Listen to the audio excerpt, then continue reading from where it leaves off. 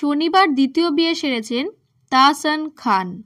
তারপর থেকেই লাগাতার ট্রোলের মুখে বাংলাদেশি তারকা।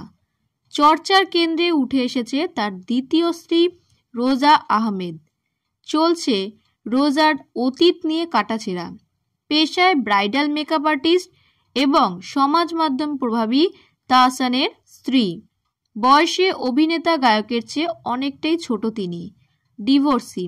11 বছরের কন্যা সন্তানের বাবা তাহসানের সঙ্গে হাঁটুর বয়সী রোজার বিয়ে নিয়ে অনেকেই কটূক্তি করছেন। কেউ কেউ তো বাংলাদেশের ভাইরাল অসমবয়সী দম্পতি মোস্তাক তিশার সঙ্গেও তুলনা টেনেছেন তাহসান রোজার।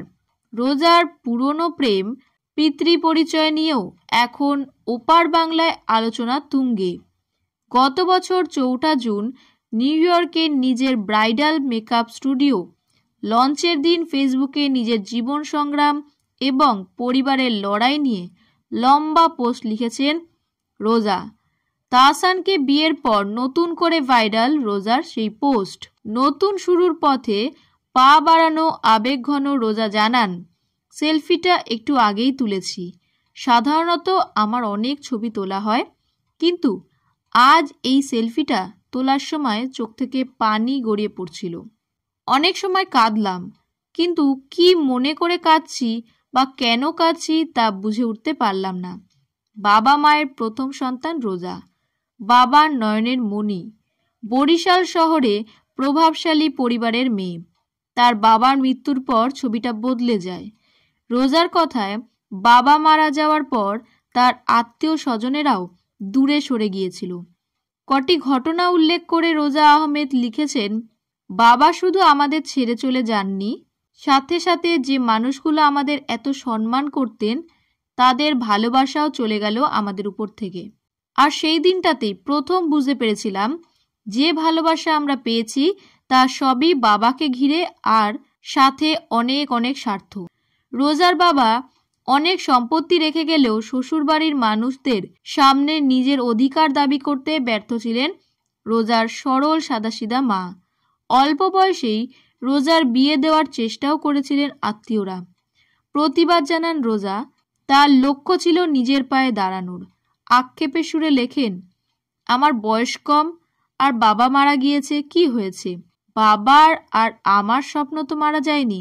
কথাটায় খুব মাইন্ড করেছিল আমার কাছের লোকজন। বড়দের মুখে মুখে কথা, আমি আর মানুষ হব না। আর সেই থেকেই রটানো হতো কত কথা। সারাদিন নাকি ছেলেদের সাথে ঘুরি, আমার বন্ধুবান্ধব সার্কেল ভালো না, পর্দা করি না, আরও কত কি। মেয়ে তো নিশ্চয়ই প্রেম করে, আর না হলে এত ভালো প্রস্তাব ফিরিয়ে দেয়। আর প্রতিদিন এভাবেই বাসায় অভিযোগ আসা শুরু করে। পড়াশোনার সামলে টিউশন পড়ানো, স্ট্রাগলের মাঝেই ভাগ্যের জেরে কোণে সাজানোর সুযোগ পেয়েছিল রোজা। প্রথম ক্লায়েন্টকে দেখে আস্তে আস্তে অনেক সুযোগ আসতে থাকে। 2000 টাকার বিনিময়ে কোণে সাজাতেন তাহসানের বউ। সেই সময়ও পরিবারের লোকজন বলেছিল, এই মেয়ে আমাদের মান সম্মান ডুবাবে। কিন্তু সেই জেদ আর হার না মানা মনোভাব নিয়েই বরিশাল থেকে ঢাকা আর ঢাকা থেকে নিউ ইয়র্ক পাড়ি দিয়েছেন রোজা। মায়ের সব স্বপ্ন পূরণ করেছেন। বাবা বেঁচে থাকলে তাকে নিয়ে গর্ব করতেন, জানিয়েছেন রোজা। সবার উদ্দেশ্যে বার্তা দিয়ে রোজা আহমেদ লেখেন, আমি শুধু একটা কথা বলবো, আপনাদেরকে ভেঙে দেওয়ার জন্য হাজার মানুষ থাকবে, কিন্তু প্রতিষ্ঠিত করার জন্য আপনাকে একাই চলতে হবে। নিজেকে এমনভাবে গড়তে শিখুন যে যতবার বাধা আসবে ততবার হাসি মুখে মোকাবিলা করুন, যাতে বাধা দেখলেও আপনাকে ভয় পায়।